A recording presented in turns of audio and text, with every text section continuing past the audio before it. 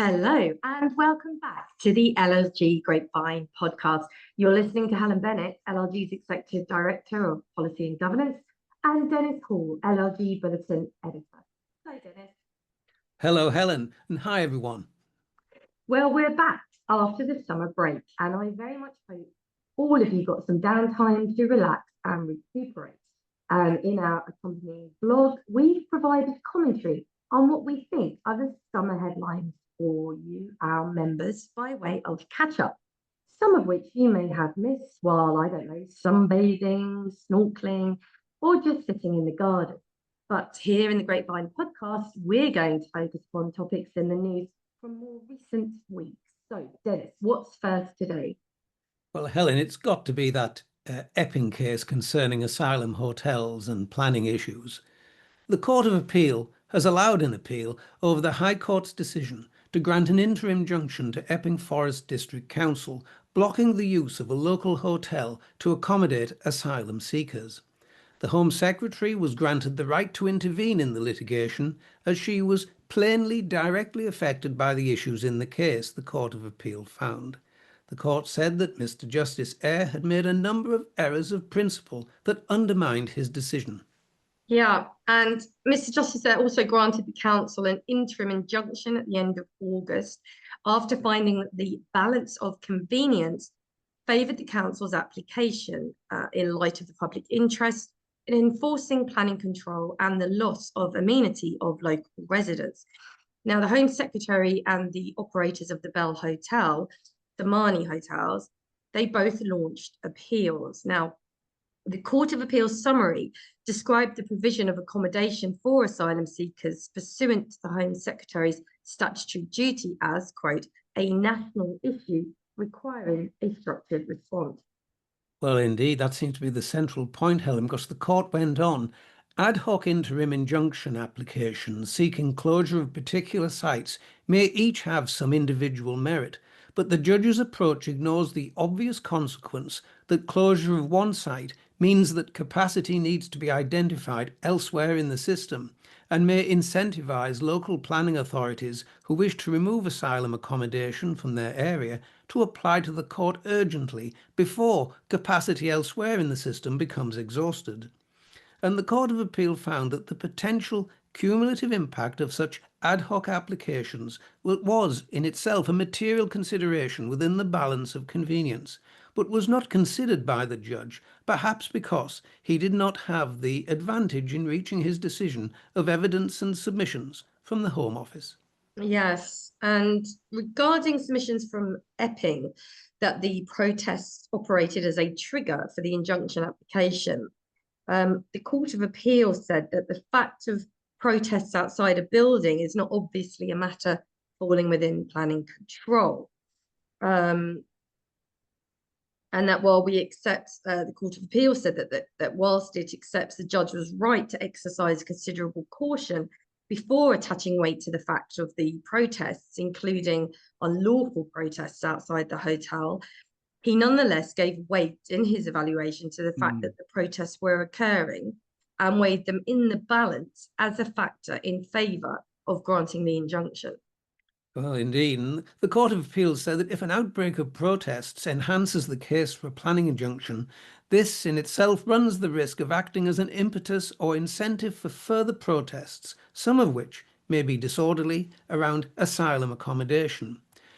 The judgment said that Mr. Justice Eyre did not appear to have considered this risk, perhaps because he denied himself the advantage of hearing submissions on the merits from counsel for the Home Secretary.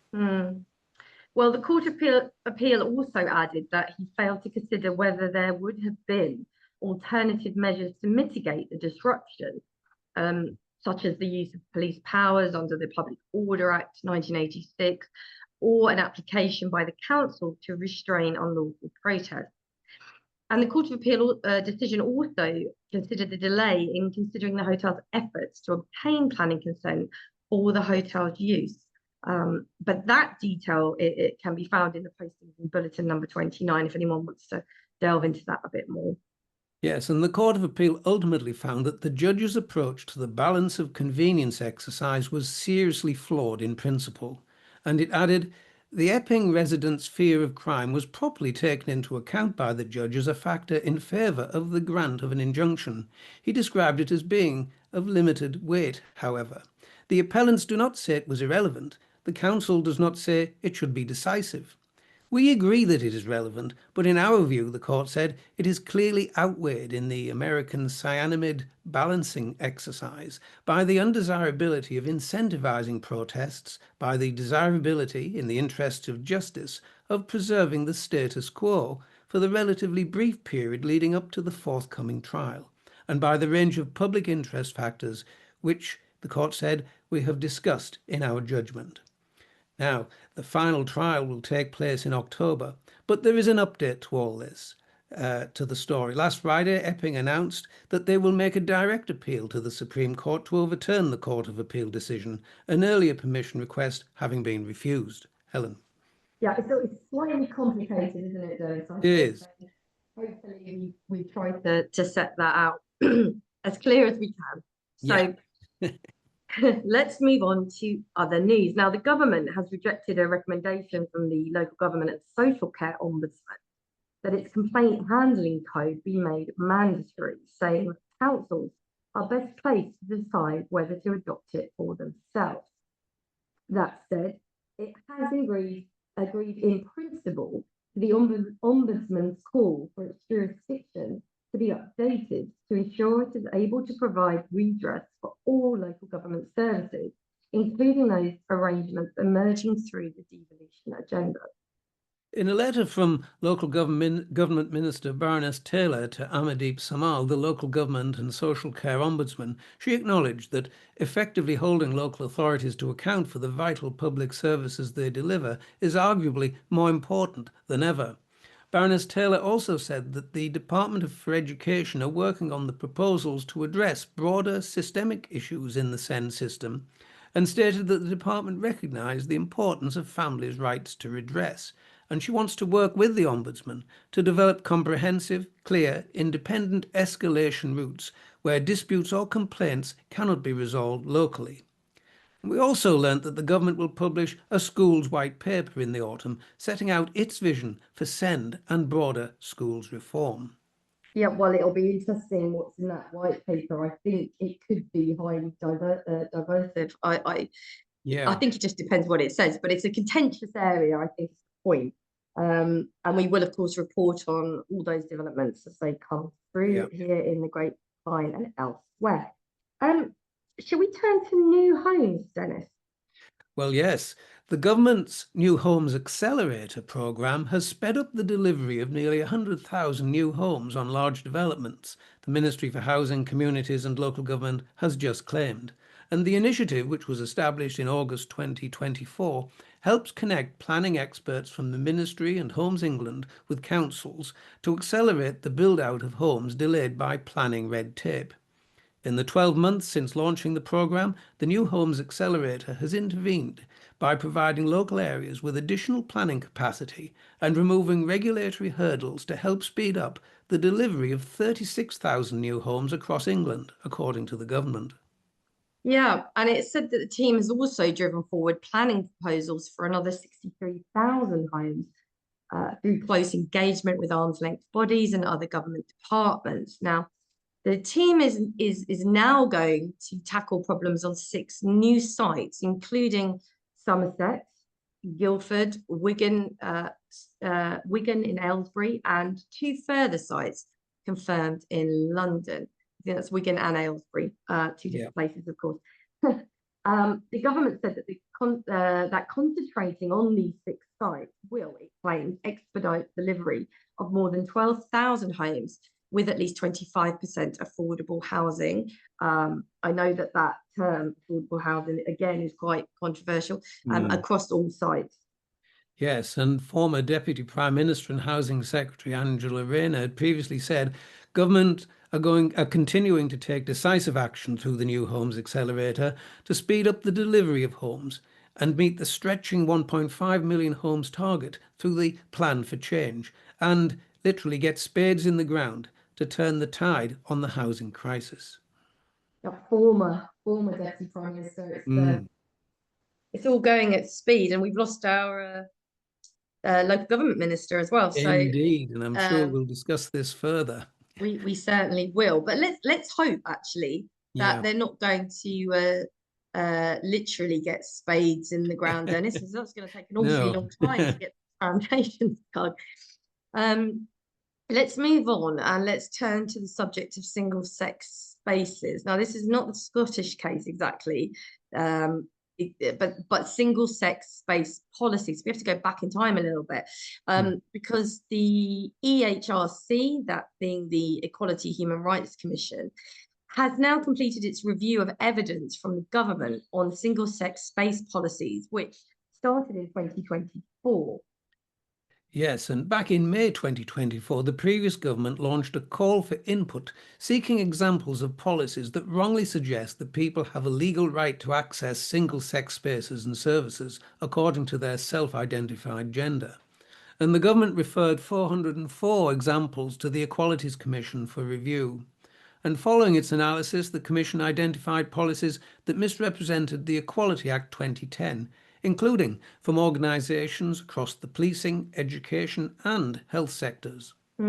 Now, the EHRC, as I understand it, is writing to 19 organisations, asking them to review policies that contain language wrongly suggesting there is an automatic legal right to access single-sex spaces based on self-identification, emphasising that the EHRC has a statutory duty to promote compliance with equality law. Baroness Kishore Faulkner, chairwoman of the Equality and Human Rights Commission, commenting on this, said, "We have completed our review of the evidence referred to us by government and are taking proportionate regulatory action where we have identified policies that misrepresent the law. These policies," she said, "contain specific language that wrongly suggests there is an automatic legal right to access single-sex spaces based on self-identification. Organisations need to ensure that their policies accurately reflect the law as it stands." Yeah. And I read her statement. The Baroness also stated that, and I'm going to quote her here, "This is a proportionate regulatory action affecting a small number of organisations across different sectors as part of our statutory duty to promote compliance with equality law." And she went on, "We remain committed to supporting both women's rights and trans people's rights within the existing legal framework." Indeed, the Commission is currently updating its code of practice for services, public guidance, functions and associations, which it says will provide comprehensive guidance following the Supreme Court judgment in the case of For Women Scotland and Scottish ministers, which clarified that the terms man, woman and sex in the Equality Act 2010 refer to biological sex. Yeah, we should probably note actually that's being challenged in various different ways, I think. And also importantly, that trans people obviously continue to be protected from discrimination under the protected characteristic of gender reassignment. Yes. And that's important. We shouldn't lose sight of that. Now, let's turn to other news. Flags. They've very much been the subject of conversation lately, Dennis, haven't they? Yeah, yes, they have. Have you noticed the latest phenomenon on our roads and streets this summer? The St. George flag has appeared everywhere, streets, lighting poles, roundabouts. Not unusual to be seen when the England football team is about to play. But let's be clear that in the current febrile state of our national politics, it has come to signify for some a much more odious message in relation to asylum and immigration. Now, a reform-led council has started to remove flags and bunting displaying the St. George's Cross and the Union flag after concerns were raised that they could cause accidents. Durham County Council issued a statement on X, otherwise Twitter, saying that while the council understand and respect the community's desire to express national pride, celebration or remembrance, it is important to ensure that such expressions do not compromise public safety. The council claimed it had been left with no choice but to remove the bunting after a risk assessment found that rope involved was so strong that had a high-sided vehicle driven into it, the poles it was attached to could have been pulled down. Well, the statement also said that the council's priority remains ensuring the safety and integrity of the highway network while being mindful of and responsive to the communities that it serves. It encouraged residents to consider safer and more appropriate locations for flags or other displays that do not involve highway infrastructure and conform to all appropriate standards and regulations. Now, in the past few weeks, there has been increasing controversy over the number of flags being flown in towns across England. Now, I think some commentators say it simply is shown as national pride and patriotism, while others argue that the swell of interest in flying flags is linked to the far right and anti-migrant sentiment.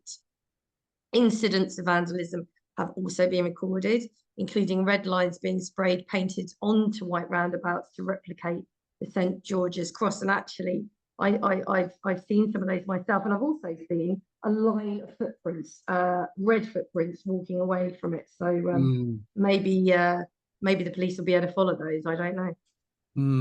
Yeah. Councils throughout the country have responded in different ways, Helen. Some, such as Lib Dem-run Hertfordshire Council and Labour-run Brighton Council, have said that they will remove flags, with Brighton saying that when it comes to items attached to lampposts or defacing roundabouts, it is normal council procedure for these to be removed on a regular basis, in line with our health and safety obligations. Now, the legality of this flag waving in the current political context is bound to come into question again and elsewhere, and numerous challenges in court can be expected in future. I think so, Dennis, definitely. And on the subject of flags, the Social Care Institute for Excellence has flagged, see what I did there? What a segue. Yes.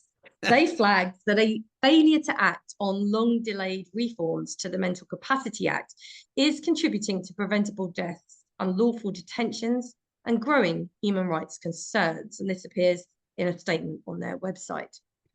And, well, of course, the Mental Capacity Act governs when and how someone can be lawfully deprived of their liberty, such as when they are confined to a hospital or care home for their own safety. But the Institute argue that these safeguards, known as deprivation of liberty safeguards, or DOLS in short, aren't working, and in consequence, the Mental Capacity Act isn't working. Yeah, that's the link they're trying to make there. I think it's fair to say the government did attempt to fix the DOLS problems via the Mental Capacity Amendment Act, which was 2019. With the introduction of the liberty protection safeguards. But as we have previously raised in the Grapevine, Dennis, this hasn't progressed at all. No. Implementation was paused in 2020, and here we are 5 years later. The Institute state that demand is rising and the consequences are escalating. A new analysis by the Social Care Institute reveals that 67% of local authorities that were inspected were found to require improvements to their DOLS arrangements. The most frequent issue raised in CQC inspections was the failure to process deprivation of liberty requests lawfully or on time. And local authorities themselves cited staffing shortages and rising demand as key drivers of the backlog. Yeah, and as it points out, Dennis, this is occurring at a time when numbers are greatly increasing. So in 23-24, there were over 332,000 DOLS applications. And of those, the CQC State of Health Adult Social Care Report, which is available on their website, found that only 19% were completed within the 21-day legal requirement. And a significant number were waiting between 12 and 18 months for completion. Now, the Institute is calling for a number of things, Helen. First, a renewed government commitment to the Mental Capacity Amendment Act with a roadmap for review and implementation. They want to see publication of updated codes of practice which have not been revised since 2007. And they want to see investment in workforce training, supervision and post-qualification development. And they also want to see a review of the core principles of what is known as the LPS model, enabling a more flexible, portable and person-centred approach to deprivation of liberty. And finally, the Institute want to see the strengthening of CQC inspections so that failures in applying the MCA itself, not just the DOLS backlog, are both monitored and addressed. Yeah. Well, to the best of my knowledge, the Labour government has not made any major public commitments to reform of the Mental Capacity Act. If I'm wrong, I'd love to hear from members on that. But instead, they're focusing on the Mental Health Act reform so far. Who knows? And on that note, that's it for another edition of the podcast. You can read more on the items discussed today, many more besides, by going to bulletin number 29, available on the LLG website now. So it's goodbye from me. And from me too. Goodbye now.